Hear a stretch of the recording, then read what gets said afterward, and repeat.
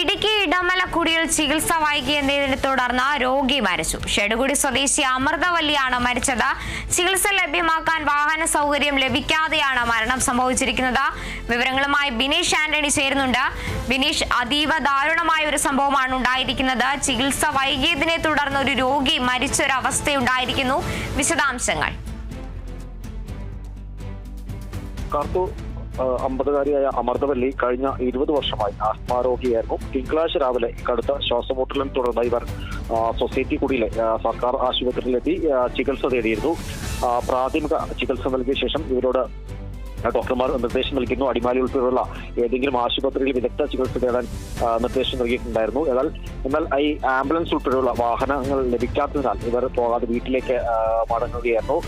ഇന്നലെ രാവിലെ രോഗം വഷളായതിനെ തുടർന്ന് 7:50 ഏകദേശം 7:50 ശേഷം ബന്ധുക്കൾ ഇവരെ സൊസൈറ്റി കുടിയിലെ ആശുപത്രിയിൽ എത്തിച്ചെങ്കിലും പിന്നീട് മരണം സംഭവിക്കുകയായിരുന്നു.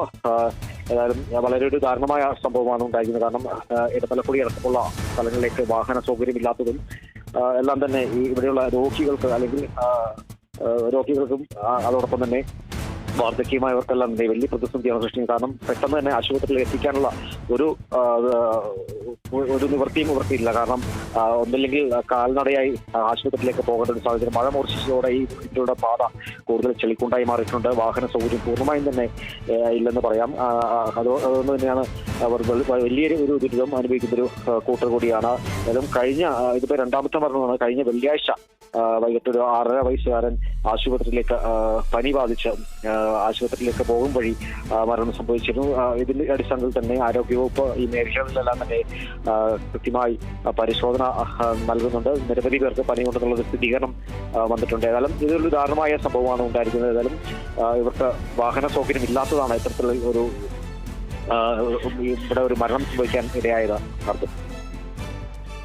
ശരി, ഇടുക്കി ഇടമലക്കുടിയിലാണ് ചികിത്സ വൈകിയതിനെ തുടർന്ന് രോഗി മരിച്ചത്.